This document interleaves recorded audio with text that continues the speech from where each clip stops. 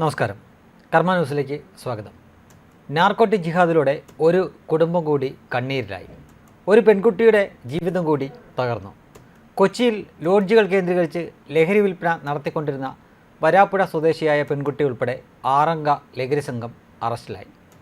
വാരാപ്പുഴ സ്വദേശിയും മോഡലുമായ അൽക്ക ബോണി, പാലക്കാട്, തൃശൂർ സ്വദേശികളായ ആഷിഖ്, സൂരജ്, രഞ്ജിത്ത്, മുഹമ്മദ് അസർ, അവിൽ എന്നിവരാണ് പിടിയിലായത്.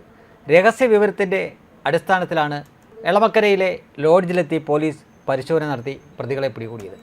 കഴിഞ്ഞ ദിവസം വൈകുന്നേരമാണ് സംഭവം.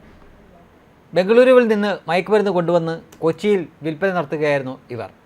ഇവരിൽ നിന്ന് കൊക്കൈൻ, MDMA, കഞ്ചാവ് ഉൾപ്പെടെ നിരവധി സാധനങ്ങൾ പിടിച്ചെടുത്തു. ലഹരി കച്ചവടത്തിൻ്റെ കണക്ക് പുസ്തകവും പോലീസ് ഇവരിൽ നിന്നും കണ്ടെത്തി. ഇതിൽ ഇടപാടുകാർ വാങ്ങിയ ലഹരി മരുന്നിൻ്റെ അളവുൾപ്പെടെ രേഖപ്പെടുത്തിയിട്ടുണ്ട്. ഇതിൽ മയക്കുമരുന്ന് ഇവർക്ക് നൽകുന്നുവെന്ന് കരുതപ്പെടുന്ന ഇക്കയ്ക്ക് അഡ്വാൻസ് നൽകിയതും കണക്കുകളിൽ രേഖപ്പെടുത്തിയിട്ടുണ്ട്.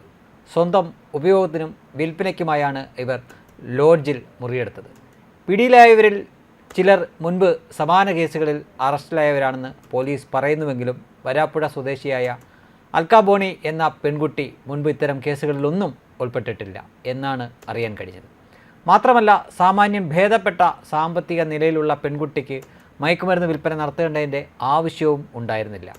മോഡലിംഗ് ഭ്രമവുമായി നടന്ന പെൺകുട്ടി തൻ്റെ റോമിയോ വഴിയാണ് ഈ സംഘത്തിൻ്റെ വലയിൽ അകപ്പെട്ടത് എന്ന് കരുതപ്പെടുന്നു. ഈ പെൺകുട്ടി ഒരു ക്രിസ്ത്യൻ സ്കൂളിലെ അധ്യാപികയുടെ ഏക മകളും കൂടിയാണ്.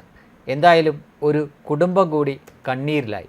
ഒരു പെൺകുട്ടിയുടെ ജീവിതം കൂടി തകർന്ന് തരിപ്പണമായി. 2023 തുടക്കം മുതൽ ഇതുവരെ ഇത്തരം സംഘങ്ങളോട് പിടിക്കപ്പെട്ടിട്ടുള്ളതെല്ലാം ഹിന്ദു, ക്രിസ്ത്യൻ പെൺകുട്ടികൾ മാത്രമാണ്.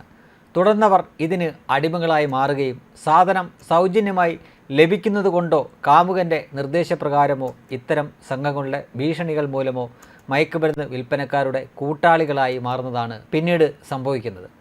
അങ്ങനെ കുടുംബത്തിനും സമുദായത്തിനും സമൂഹത്തിനും രാജ്യത്തിനും ഗുണകരമായി മാറേണ്ട നാളെയുടെ വാഗ്ദാനങ്ങൾ മയക്കുമരുന്നും പിന്നെ എയ്ഡ്സ് കേസുകളും ഒക്കെയായി ജയിലറകളിലും ഒക്കെ എരിഞ്ഞടങ്ങുമ്പോൾ ആയുധമെടുക്കാതെ തന്നെ ജിഹാദിലൂടെ തങ്ങളുടെ ലക്ഷ്യം നേടിയെടുക്കും.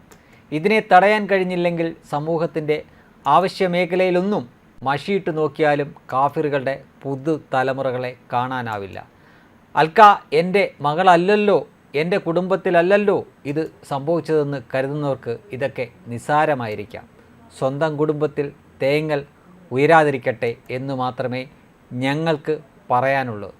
ഇതും കാസ സമൂഹമാധ്യമത്തിൽ ഷെയർ ചെയ്ത ഒരു പോസ്റ്റാണ്.